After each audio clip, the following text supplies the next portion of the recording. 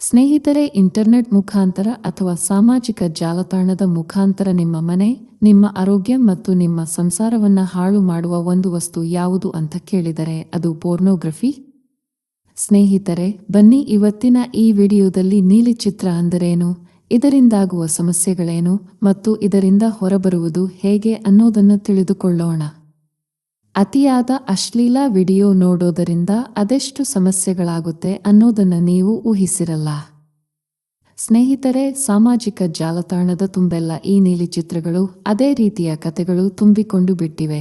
ಒಂದಷ್ಟು ಜನ ಮಾಡೋಕೆ ಬೇರೆ ಕೆಲಸ ಇಲ್ಲದೆ ಯಾವುದೋ ಅಮಾಯಕರನ್ನು ಮೋಸದ ಬಲೆಗೆ ಬೀಳಿಸಿ ಅವರ ನೀಲಿ ಚಿತ್ರವನ್ನು ಸೆರೆ ಹಿಡಿದು ಸಾಮಾಜಿಕ ಜಾಲತಾಣದಲ್ಲಿ ಹರಿಯಬಿಡುತ್ತಾರೆ. ಹೀಗೆ ಸಾಮಾಜಿಕ ಜಾಲತಾಣದಲ್ಲಿ ನೀಲಿ ಚಿತ್ರ ಬಹಳ ಸುಲಭವಾಗಿ ಸಿಗುತ್ತೆ.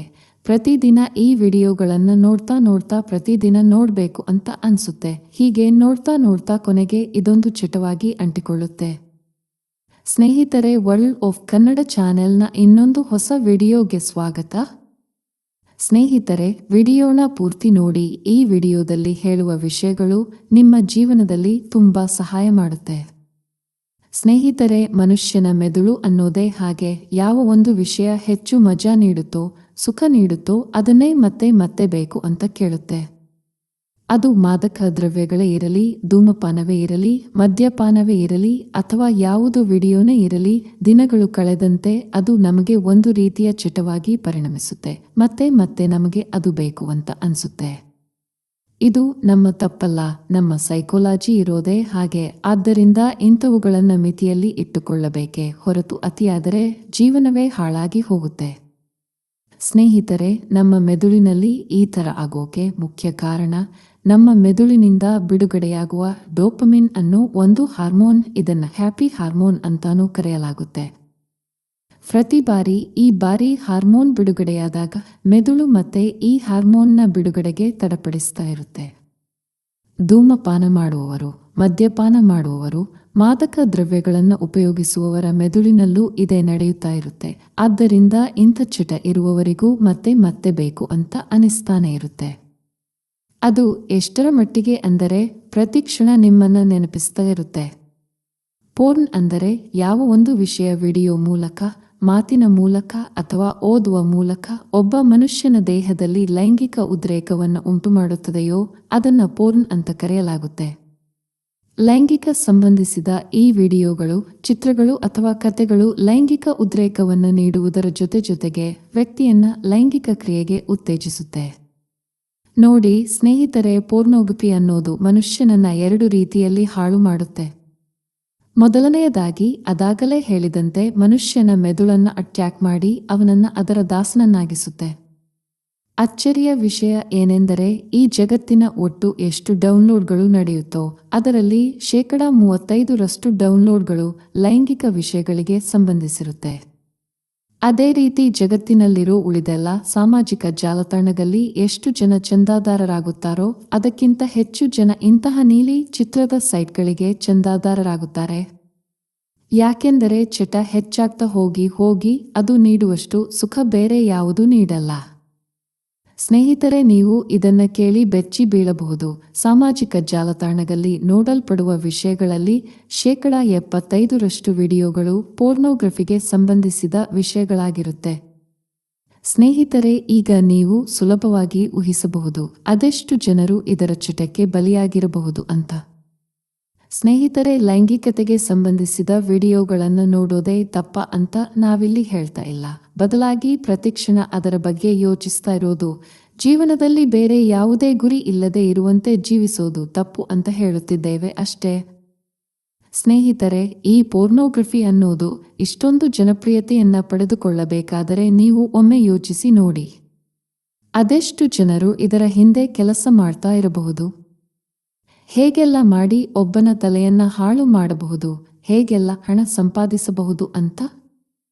ಸ್ನೇಹಿತರೆ, ಅಷ್ಟಕ್ಕೂ ಈ ಪೋರ್ನ್ ವಿಡಿಯೋಗಳಲ್ಲಿ ಏನು ಮಾಡಲಾಗುತ್ತೆ ಗೊತ್ತಾ? ನೋಡಿ ಸ್ನೇಹಿತರೆ, ಅಶ್ಲೀಲ ಸೈಟ್ಗಳ ಉದ್ದೇಶ ಒಂದೇ. ಅದೇನೆಂದರೆ ಹೇಗೆ ನಿಮ್ಮೊಳಗೆ ಲೈಂಗಿಕ ಉದ್ರೇಕವನ್ನು ಬರಿಸೋದು. ಅದು ಮಾತ್ರ ಅಲ್ಲ, ಜೊತೆಗೆ ನಿಮ್ಮೊಳಗೆ ಲೈಂಗಿಕ ವಿಷಯಗಳನ್ನು ತುಂಬಿ ನಿಮ್ಮಿಂದ ಲೈಂಗಿಕತೆಗೆ ಸಂಬಂಧಿಸಿದ ಚಟುವಟಿಕೆಗಳನ್ನು ಮಾಡಿಸುವುದು. ನಿಮ್ಮ ಲೈಂಗಿಕ ಭಾವನೆಗಳಲ್ಲಿ ಒಂದು ಸ್ಪಾರ್ಕ್ ತರಿಸೋದು. ಸ್ನೇಹಿತರೆ, ಒಬ್ಬ ಮನುಷ್ಯನ ಒಳಗೆ ಲೈಂಗಿಕ ಭಾವನೆಗಳನ್ನು ತರಿಸಿ ಅವನ ಮನಸ್ಸನ್ನ ಬದಲಾಯಿಸಿ ಪ್ರತಿಕ್ಷಣ ಆ ವ್ಯಕ್ತಿ ಅದಕ್ಕಾಗಿ ತಡಪಡಿಸುವಂತೆ ಮಾಡಬೇಕಾದರೆ ಆ ಸೈಟ್ಗಳಲ್ಲಿ ಅಥವಾ ವಿಡಿಯೋಗಳಲ್ಲಿ ಅದೆಷ್ಟು ಲೈಂಗಿಕ ವಿಚಾರಗಳನ್ನು ಹಾಕಿ ತಯಾರು ಮಾಡಿರಬಹುದು ಅಂತ ಒಮ್ಮೆ ನೀವೇ ಯೋಚಿಸಿ ನೋಡಿ. ಸ್ನೇಹಿತರೆ, ಉದಾಹರಣೆಗೆ ನಮ್ಮ ಸಿನಿಮಾ ಇಂಡಸ್ಟ್ರಿನೇ ತಗೊಳ್ಳಿ. ಅಲ್ಲಿ ಒಬ್ಬ ನಾಯಕಿಯನ್ನ ಮಾದಕವಾಗಿ ತೋರಿಸೋಕೆ ಏನೆಲ್ಲ ಕಸರತ್ತುಗಳನ್ನು ನಡೆಸಲಾಗುತ್ತೆ ಅನ್ನೋದು ನಿಮಗೆಲ್ಲರಿಗೂ ಗೊತ್ತು. ಆಕೆಗೆ ಅರ್ಧ ಬಟ್ಟೆ ತೊಡಿಸಿ ಆಕೆಯ ದೇಹದಲ್ಲಿ ಲೈಂಗಿಕ ಆಕರ್ಷಣೆ ನೀಡುವ, ಲೈಂಗಿಕ ಉದ್ರೇಕ ನೀಡುವ ಯಾವೆಲ್ಲ ಅಂಗ ಇದೆಯೋ ಅದನ್ನೇ ಒಂದು ಮಟ್ಟಿಗೆ ತೋರಿಸೋಕೆ ಎಲ್ಲ ರೀತಿಯ ಪ್ರಯತ್ನಗಳನ್ನು ಮಾಡಲಾಗುತ್ತೆ. ಯಾಕೆಂದರೆ ಹೇಗಾದರೂ ಮಾಡಿ ಜನರಿಗೆ ಲೈಂಗಿಕ ಉದ್ರೇಕ ತರಿಸಿ ಹಣ ಸಂಪಾದಿಸೋದು ಅವರ ಉದ್ದೇಶ. ಇನ್ನಷ್ಟು ಯುವ ಜನತೆಯಲ್ಲಿ ಲೈಂಗಿಕತೆಯ ಸ್ಪಾರ್ಕ್ನ ಸೃಷ್ಟಿ ಮಾಡೋದು. ಸ್ನೇಹಿತರೆ, ಇದರ ಮುಖ್ಯ ಉದ್ದೇಶ ಅನ್ನೋದ ಎಷ್ಟು ಸಾಧ್ಯವೋ ಅಷ್ಟು ನಿಮ್ಮಲ್ಲಿ ಲೈಂಗಿಕ ಉದ್ರೇಕವನ್ನು ಉಂಟು ಮಾಡೋದು. ಅದು ಎಷ್ಟರ ಮಟ್ಟಿಗೆ ಅಂದರೆ ಅದು ನಿಮಗೆ ಒಂದು ಚಟವಾಗಿ ಪರಿಣಮಿಸುವಷ್ಟು. ಕೆಲವೊಮ್ಮೆ ಇದು ನಿಮಗೆ ಕೀಳರಿಮೆಯನ್ನ ಮೂಡಿಸುತ್ತೆ. ಆ ನೀಲಿ ಚಿತ್ರಗಳಲ್ಲಿ 1 ಗಂಟೆ ಸಂಭೋಗ ಮಾಡ್ತಾರೆ, ನನಗೂ ಹಾಗೆ ಮಾಡಬೇಕು ಅನ್ನೋ ಆಸೆ ಮೂಡುತ್ತೆ. ಈ ರೀತಿ ನೀಲಿ ಚಿತ್ರಲೋಕ ಕೆಲಸ ಮಾಡುತ್ತೆ. ಇದನ್ನ ನೋಡಿದ ನಮಗೆ ಅನ್ಸುತ್ತೆ, ಆ ವ್ಯಕ್ತಿಯ ತಾಕತ್ತು ನೋಡು, ಸಾಮರ್ಥ್ಯ ನೋಡು, ಗಂಟೆಗಟ್ಟಲೆ ಮಾಡ್ತಾನೆ, ಅವನ ಶಿಶ್ನ ನೋಡು ಎಷ್ಟು ಉದ್ದ ಇದೆ, ಎಷ್ಟು ಎಂಜಾಯ್ ಮಾಡ್ಕೊಂಡು ಸಂಭೋಗ ಮಾಡ್ತಾನೆ, ಅವಳನ್ನ ನೋಡು ಯಾವ ರೀತಿ ಮಜಾ ತಗೋತಾಳೆ. ಹೀಗೆ ನೀಲಿ ಚಿತ್ರ ನಿಮ್ಮನ್ನ ಚಟದ ಒಂದು ಮಾಯಾಲೋಕಕ್ಕೆ ಕರೆದುಕೊಂಡು ಹೋಗುತ್ತೆ. ಆದರೆ ನಿಮಗೆ ಇದು ಗೊತ್ತಿಲ್ಲ, ಆ ವಿಡಿಯೋನ ತಿಂಗಳುಗಟ್ಟಲೆ ಹಂತವಾಗಿ ಚಿತ್ರೀಕರಣ ಮಾಡಲಾಗುತ್ತೆ ಅನ್ನೋದು. ಆ ನೀಲಿ ಚಿತ್ರವನ್ನು ಒಂದು ಸ್ಕ್ರಿಪ್ಟ್ನಂತೆ ಹಂತವಾಗಿ ಚಿತ್ರೀಕರಣ ಮಾಡಲಾಗುತ್ತೆ. ಅದಕ್ಕಾಗಿ ಲಕ್ಷಗಟ್ಟಲೆ ಹಣವನ್ನು ನಟ ನಟಿಯರಿಗೆ ನೀಡಲಾಗುತ್ತೆ. ಸ್ನೇಹಿತರೆ, ಈ ಪೋರ್ನ್ ಇಂಡಸ್ಟ್ರಿಯ ಮುಖ್ಯ ಉದ್ದೇಶ ಅನ್ನೋದೇ ನಿಮ್ಮೊಳಗೆ ಇರುವ ಲೈಂಗಿಕತೆಯನ್ನ ಉದ್ರೇಕಿಸ್ತಾ ಇರೋದು. ಬರೀ ಉದ್ರೇಕಿಸೋದು ಮಾತ್ರ ಅಲ್ಲ, ಮತ್ತೆ ನಿಮ್ಮೊಳಗೆ ಲೈಂಗಿಕ ಆಸೆಗಳು ಮೂಡ್ತಾ ಇರೋ ಹಾಗೆ ಮಾಡೋದು. ನಿಮ್ಮ ಲೈಂಗಿಕ ಬಯಕೆಗಳಿಗೆ ಒಂದು ಕಿಡಿ ಹೊತ್ತಿಸಿ ಬಿಡೋದು. ಪ್ರತಿ ಬಾರಿ ಪ್ರತಿಕ್ಷಣ ನೀವು ಅದಕ್ಕಾಗಿ ಚಡಪಡಿಸ್ತಾ ಇರುವಂತೆ ಮಾಡೋದು. 1 ನಿಮಿಷ ನಿಮಗೆ ಬಿಡುವು ಸಿಕ್ಕಿದರೆ ಒಂದು ನೀಲಿ ಚಿತ್ರವನ್ನು ನೋಡೋಣ ಅನ್ನಿಸಿಬಿಡೋದು. ಹೀಗೆ ಪೋರ್ನ್ ಇಂಡಸ್ಟ್ರಿ ಅನ್ನೋದು ನಿಮ್ಮನ್ನ ಪೂರ್ತಿ ನಿಯಂತ್ರಣಕ್ಕೆ ತೆಗೆದುಕೊಳ್ಳುತ್ತೆ. ಒಂದು ತಿಂಡಿ ತಿನ್ನೋಕೆ ಅಥವಾ ಜ್ಯೂಸು ಕುಡಿಯೋಕೆ 10 ರೂಪಾಯಿ ಖರ್ಚು ಮಾಡೋಕೆ ಹಿಂದೆ ಮುಂದೆ ನೋಡುವ ವ್ಯಕ್ತಿ ಇಂತಹ ನೀಲಿ ಚಿತ್ರ ನೋಡೋಕೆ ಅಥವಾ ತನ್ನ ಲೈಂಗಿಕ ಇಚ್ಛೆಯನ್ನ ಪೂರ್ತಿಗೊಳಿಸೋಕೆ ಬಹಳಷ್ಟು ಹಣ ಖರ್ಚು ಮಾಡ್ತಾನೆ. ಈ ರೀತಿ ಅಶ್ಲೀಲ ಚಿತ್ರದ ಇಂಡಸ್ಟ್ರಿ ಒಬ್ಬ ಮನುಷ್ಯ ಜೀವನದ ಹಾದಿಯನ್ನೇ ಬದಲಾಯಿಸಿಬಿಡುತ್ತೆ. ಅಶ್ಲೀಲ ಚಿತ್ರಗಳ ಈ ಸೈಟ್ಗಳನ್ನು ಆಧುನಿಕ ಜಗತ್ತಿನ ಮಾದಕ ವಸ್ತು ಅಂತಾನೆ ಹೇಳಬಹುದು. ಇದರಲ್ಲಿ ಇಂಟ್ರೆಸ್ಟಿಂಗ್ ಅಂದರೆ 53% ಯುವ ಜನರು ನೀಲಿ ಚಿತ್ರಗಳನ್ನು ನೋಡ್ತಾರೆ. ಅದೇ ರೀತಿ 33% ಮಹಿಳೆಯರು ನೀಲಿ ಚಿತ್ರಗಳನ್ನು ನೋಡ್ತಾರೆ. ನಾವೆಲ್ಲ ಪ್ರತಿನಿತ್ಯ ನೋಡುವ ಗೂಗಲ್ನಲ್ಲಿ ಜಗತ್ತಿನಾದ್ಯಂತ 33% ಸರ್ಚಿಂಗ್ ನೀಲಿ ಚಿತ್ರದ ಮೇಲೆ ನಡೆಯುತ್ತೆ. ಹಾಗಾದ್ರೆ ಈ ನೀಲಿ ಚಿತ್ರ ನೋಡುವವರ ಸಂಖ್ಯೆ ಎಷ್ಟಿರಬಹುದು ಅನ್ನೋದನ್ನ ನೀವೇ ಒಮ್ಮೆ ಯೋಚಿಸಿ ನೋಡಿ. ಗೊತ್ತಿದ್ದೋ ಗೊತ್ತಿಲ್ಲದೆಯೋ ಪ್ರತಿಯೊಬ್ಬರೂ ಈ ನೀಲಿ ಚಿತ್ರದ ಮಾಯಾಲೋಕದ ಜಾಲದಲ್ಲಿ ಸಿಲುಕುತ್ತಾರೆ. ಹೀಗೆ ದಿನ ಕಳೆದಂತೆ ನೀವು ಇನ್ನಷ್ಟು ಆಳಕ್ಕೆ ಹೋಗುತ್ತಾರೆ. ಇದರಿಂದ ಏನಾಗುತ್ತೆ ಅಂದರೆ ಇದರಲ್ಲಿ ತೋರಿಸೋದೇ ಸರಿ ಅಂತ ನಮಗೆ ಅನ್ನಿಸುತ್ತೆ. ಆ ಚಿತ್ರದಲ್ಲಿ ತೋರಿಸುವಷ್ಟು ಸಮಯ ನನಗೂ ಸಂಭೋಗ ಮಾಡಬೇಕು, ನನ್ನ ಶಿಶ್ನವು ಅಷ್ಟು ಉದ್ದ ಆಗಬೇಕು, ದಪ್ಪ ಆಗಬೇಕು, ಮೊಲೆ ಇಷ್ಟು ದಪ್ಪ ಇರಬೇಕು ಅಂತ ನಾನಾ ರೀತಿಯ ಗಿಮಿಕ್ ಉತ್ಪನ್ನಗಳನ್ನು ಬಳಸೋಕೆ ಆರಂಭಿಸುತ್ತಾರೆ. ಇದು ಹೀಗೆ ಮುಂದುವರಿಯುತ್ತಾ ಹೋಗಿ ಹೆಣ್ಣು ಅನ್ನೋದು ಒಂದು ರೀತಿ ಸಂಭೋಗ ಮಾಡುವ ಸಾಧನ ಅನ್ನೋ ಮನಸ್ಥಿತಿಗೆ ಬಂದುಬಿಡುತ್ತಾರೆ. ಹೆಣ್ಣನ್ನ ಗೌರವಿಸುವ ಬದಲಾಗಿ ಆಕೆಯ ಪ್ರತಿಯೊಂದು ಅಂಗವನ್ನು ಕಾಣುವಾಗ ಆಕೆಯ ಮೇಲೆ ಲೈಂಗಿಕ ಆಸೆ ಮೂಡೋಕೆ ಆರಂಭ ಆಗುತ್ತೆ. ಹೆಣ್ಣನ್ನ ಒಂದು ಲೈಂಗಿಕ ಆಸೆ ತೀರಿಸುವ ಆಟಿಕೆ ತರ ನೋಡೋಕೆ ಆರಂಭಿಸುತ್ತಾರೆ. ಹೀಗೆ ದಿನ ಕಳೆದಂತೆ ಲೈಂಗಿಕ ಬಯಕೆ ಇನ್ನಷ್ಟು ಹೆಚ್ಚಾಗುತ್ತಾ ಹೋಗುತ್ತೆ. ನನಗೂ ಇದೇ ರೀತಿ ಸಂಭೋಗ ಮಾಡಬೇಕು, ನನಗೂ ಅಷ್ಟು ಉದ್ದದ ಶಿಶ್ನ ಬೇಕು, ನನ್ನ ಹುಡುಗಿನೂ ಆ ವಿಡಿಯೋದಲ್ಲಿ ಮಾಡಿದ ಹಾಗೆ ಸಂಭೋಗ ಮಾಡಬೇಕು. ಹೀಗೆ ಮುಂದಕ್ಕೆ ಸಾಗುತ್ತಾ ಯಾವುದಾದರೂ ಹೆಣ್ಣಿನ ಜೊತೆ ಹೇಗಾದರೂ ಮಾಡಿ ಸಂಭೋಗ ಮಾಡಬೇಕು ಅನ್ನೋ ಬಯಕೆ ಮನದಲ್ಲಿ ಬರಲಾರಂಭಿಸುತ್ತೆ. ಕೊನೆಗೆ ತನ್ನ ಇಚ್ಛೆಯಂತೆ ಹೆಣ್ಣು ಸಿಗದೇ ಇದ್ದಾಗ ಬಲಾತ್ಕಾರ, ಅತ್ಯಾಚಾರಕ್ಕೆ ಮುಂದಾಗುತ್ತಾರೆ. ಇನ್ನು ಹೆಣ್ಣು ಎಲ್ಲಿನೋ ಸಿಗದೇ ಇದ್ದಾಗ ಅಥವಾ ಒಂಟಿಯಾಗಿದ್ದಾಗ ಹಸ್ತಮೈಥುನ ಮಾಡೋಕೆ ಆರಂಭಿಸ್ತಾರೆ. ಅದು ದಿನಕ್ಕೆ 1 ಬಾರಿ ಅಲ್ಲ. ಮೂಡ್ ಬಂದಾಗಲೆಲ್ಲ ನೀಲಿ ಚಿತ್ರಗಳನ್ನು ನೋಡೋದು ಮತ್ತು ಹಸ್ತಮೈಥುನ ಮಾಡೋದಕ್ಕೆ ಆರಂಭಿಸುತ್ತಾರೆ. ಹೀಗೆ ದಿನಕ್ಕೆ 2 ಬಾರಿ, 3 ಬಾರಿ, 4 ಬಾರಿ ಹಸ್ತಮೈಥುನ ಮಾಡೋಕೆ ಆರಂಭಿಸುತ್ತಾರೆ.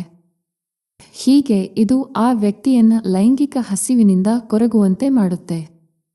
ಒಂದು ಅಧ್ಯಯನದ ಪ್ರಕಾರ ಅತಿಯಾದ ನೀಲಿ ಚಿತ್ರ ನೋಡುವವರಲ್ಲಿ personality disorder, mental disorder, anxiety disorder, depression ಮುಂತಾದ ಸಮಸ್ಯೆಗಳು ಹೆಚ್ಚಾಗಿ ಕಂಡುಬರುತ್ತೆ ಅನ್ನೋದು.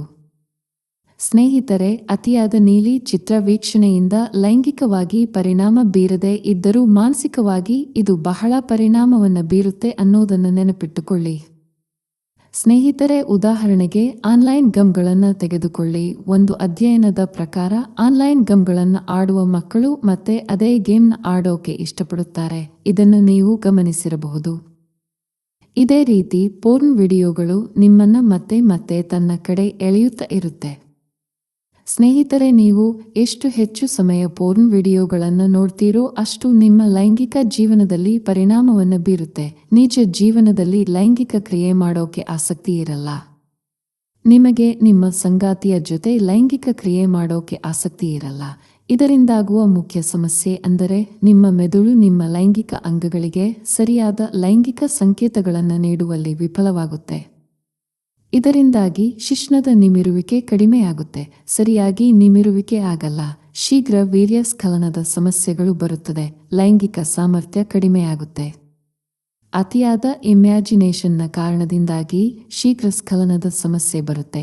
ಯಾಕೆಂದರೆ ನಿಮ್ಮ ಮನದಲ್ಲಿ ಲೈಂಗಿಕ ಕ್ರಿಯೆ ಮಾಡೋಕ್ಕೂ ಮುಂಚೆನೇ ನಾನಾ ರೀತಿಯ ಲೈಂಗಿಕ ಕ್ರಿಯೆಯ ಭಂಗಿಗಳು, ಹಳೆ ವಿಡಿಯೋಗಳು ನೆನಪಿಗೆ ಬರುತ್ತೆ. ಇದರಿಂದ ಬಹಳ ಬೇಗನೆ ವೀರ್ಯ ಸ್ಖಲನ ಉಂಟಾಗುತ್ತೆ. ಇದರಿಂದ ನಿಧಾನವಾಗಿ ನಿಮಗೆ ನಿಮ್ಮ ಹೆಂಡತಿಯ ಜೊತೆಗಿನ ಲೈಂಗಿಕ ಆಸಕ್ತಿ ಕಡಿಮೆಯಾಗುತ್ತಾ ಹೋಗುತ್ತೆ. ಹೀಗೆ ದಿನೇ ದಿನೇ ನಿಮ್ಮ ಲೈಂಗಿಕ ಜೀವನ ಕೆಡುತ್ತಾ ಹೋಗುತ್ತೆ. ನೋಡಿ ಸ್ನೇಹಿತರೆ, ಮೊದಲಿಗೆ ಯಾವಾಗಲೋ ತಿಂಗಳಿಗಳೇ ಒಮ್ಮೆ ನೀಲಿ ಚಿತ್ರ ವಿಡಿಯೋ ನೋಡ್ತಾ ಇದ್ದ ನೀವು ದಿನೇ ದಿನೇ ಪೋರ್ನ್ ವಿಡಿಯೋ ಇನ್ನು ನೋಡಬೇಕು ಅನ್ನೋ ಗೀಳಿಗೆ ಬಿದ್ದು ಕೊನೆಗೆ ಜೀವನವನ್ನೇ ಹಾಳು ಮಾಡಿಕೊಳ್ಳುವ ಸ್ಥಿತಿಗೆ ಬಂದು ಬಿಡ್ತೀರಾ. ಇದನ್ನು ನೀವು ಚೆನ್ನಾಗಿ ಅರ್ಥ ಮಾಡಿಕೊಳ್ಳಬೇಕು. ಹಾಗಾದರೆ ಇಷ್ಟೊಂದು ಅಪಾಯಕಾರಿಯಾಗಿರುವ ಇಷ್ಟೊಂದು ದೊಡ್ಡ ಇಂಡಸ್ಟ್ರಿಯನ್ನ ಯಾಕೆ ಚಲಾಯಿಸಲಾಗುತ್ತೆ? ಸ್ನೇಹಿತರೆ, ನಿಜ ಹೇಳಬೇಕು ಅಂದ್ರೆ ಈ ಪೋರ್ನ್ ಇಂಡಸ್ಟ್ರಿಯನ್ನ ಚಲಾಯಿಸಲಾಗುತ್ತಿದೆಯಾ ಅಥವಾ ನಾವು ಚಲಾಯಿಸ್ತಾ ಇದ್ದೇವಾ? ಇದನ್ನ ನಾವು ಮೊದಲು ತಿಳಿದುಕೊಳ್ಳುವುದು ಬಹಳ ಮುಖ್ಯ. ಇಂಟರ್ನೆಟ್ ಜಗತ್ತು ಬರುವುದಕ್ಕಿಂತ ಮುಂಚೆ ಜನರಿಗೆ ಈ ಪೋರ್ನ್ ವಿಡಿಯೋಗಳು ಬಹಳ ಬೇಗನೆ ಕೈಗೆ ಸಿಗ್ತಾ ಇರಲಿಲ್ಲ. ಬಹಳ ಕಷ್ಟಪಡಬೇಕಾಗುತ್ತಿತ್ತು. ಯಾವುದೇ ಅಶ್ಲೀಲ ಜಾಹೀರಾತುಗಳನ್ನು ತೋರಿಸಲಾಗುತ್ತಿರಲಿಲ್ಲ. ಆದ್ದರಿಂದ ಆಗಿನ ಜನರಿಗೆ ಈ ಪೋರ್ನ್ ವಿಡಿಯೋಗಳ ಬಗ್ಗೆ ಅಷ್ಟು ಜ್ಞಾನ ಇರಲಿಲ್ಲ. ಆದರೆ ಈಗ ಪ್ರತಿ ಮನೆಯಲ್ಲಿ ಇಂಟರ್ನೆಟ್ ಇದೆ. ಮಕ್ಕಳಿಂದ ಹಿಡಿದು ವಯಸ್ಕರವರೆಗೆ ಪ್ರತಿಯೊಬ್ಬರ ಕೈನಲ್ಲಿ ಮೊಬೈಲ್ ಇದೆ, ಇಂಟರ್ನೆಟ್ ಇದೆ. ಸಣ್ಣ ಮಕ್ಕಳು, ಯುವತಿಯರು ಸಹ ಈ ಮೊಬೈಲ್ನಿಂದಾಗಿ ಪೋರ್ನ್ ವಿಡಿಯೋಗಳಿಗೆ ದಾಸರಾಗಿದ್ದಾರೆ. ಯಾವಾಗ ಬೇಕೋ ಆಗ ಮೊಬೈಲ್ನಲ್ಲಿ ಹೊಸ ಪೋರ್ನ್ ವಿಡಿಯೋಗಳು ಬರ್ತಾ ಇರುತ್ತೆ. ಯಾಕೆಂದರೆ ಇದೊಂದು ಚಟ. ಹೇಗೆ ಡ್ರಗ್ ಇದೆಯೋ ಅದೇ ರೀತಿ ಪೋರ್ನ್ ವಿಡಿಯೋಗಳು ಸಹ ಒಂದು ಚಟ. ಆದರೆ ಇದೊಂದು ರೋಗದ ರೀತಿ. ಸಣ್ಣ ಮಕ್ಕಳನ್ನ, ಹೆಣ್ಣು ಮಕ್ಕಳನ್ನ ಹಾಳು ಮಾಡುತ್ತಿದೆ ಅನ್ನೋದನ್ನು ನಾವೆಲ್ಲ ಅರ್ಥ ಮಾಡಿಕೊಳ್ಳಬೇಕು. ಇದು ಅದ್ಯಾವುದೇ ಭೀಕರ ರೋಗಗಳಿಗಿಂತ ಕಡಿಮೆ ಇಲ್ಲ ಅನ್ನೋದನ್ನು ನಾವು ಅರ್ಥ ಮಾಡಿಕೊಳ್ಳಬೇಕು. ಹಾಗಾದರೆ ಈ ಪೋರ್ನ್ ಅಡಿಕ್ಷನ್ನ ನಿಯಂತ್ರಿಸೋದು ಹೇಗೆ? ಸ್ನೇಹಿತರೆ, ಈ ಪೋರ್ನ್ ವಿಡಿಯೋಗಳ ಹಾವಳಿ ಹೀಗೆಯೇ ಮುಂದುವರಿಯುತ್ತಾ ಹೋದರೆ ಮುಂದಿನ ಪೀಳಿಗೆ ಬಹಳಷ್ಟು ಸಮಸ್ಯೆಗಳನ್ನು ಎದುರಿಸಬೇಕಾಗುತ್ತೆ. ಅದು ಎಷ್ಟರ ಮಟ್ಟಿಗೆ ಅಂದರೆ ಹದಿಹರೆಯದ ಮಕ್ಕಳು ತಮ್ಮ ಭವಿಷ್ಯದ ಬಗ್ಗೆ ಚಿಂತಿಸುವ ಬದಲು ಹೇಗೆ ಲೈಂಗಿಕ ಸಂಪರ್ಕದಲ್ಲಿ ಏರ್ಪಡುವುದು ಅನ್ನೋದನ್ನು ಯೋಚಿಸುತ್ತಿರುತ್ತಾರೆ. ಸ್ನೇಹಿತರೆ, ಗಮವಿಟ್ಟು ಕೇಳಿ.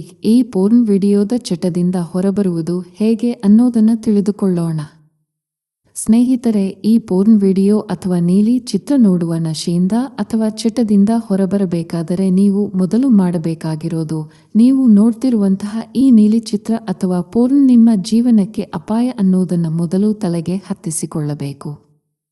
ನಾನು ಮಾಡ್ತಿರೋದು ಸರಿ ಅಲ್ಲ, ಇದು ನನ್ನ ಭವಿಷ್ಯವನ್ನೇ ನುಂಗಿಬಿಡುತ್ತೆ ಅನ್ನೋದನ್ನು ಮೊದಲು ತಿಳ್ಕೊಂಡು ಮನವರಿಕೆ ಮಾಡಿಕೊಳ್ಳುವುದು ಬಹಳ ಮುಖ್ಯ.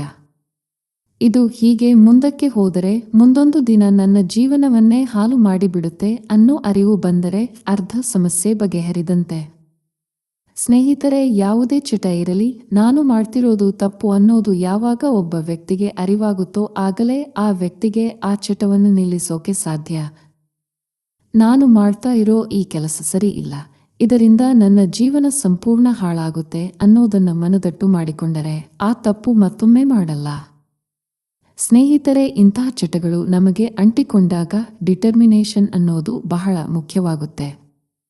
ಈ ಡಿಟರ್ಮಿನೇಷನ್ ಅನ್ನೋದು ಇದ್ದಾಗ ಮಾತ್ರ ಇಂತಹ ಚಟಗಳನ್ನು ದೂರ ಮಾಡುವುದು ಸಾಧ್ಯ.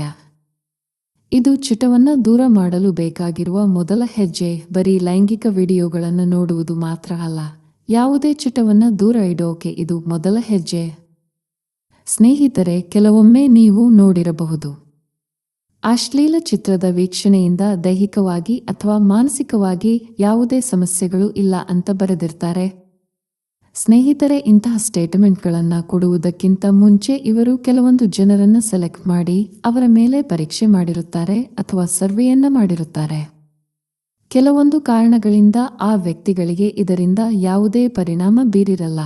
ಹಾಗಂತ ಇದರ ಅರ್ಥ ಇದರಿಂದ ಯಾರಿಗೂ ಸಮಸ್ಯೆ ಬರಲ್ಲ ಅಂತಲ್ಲ.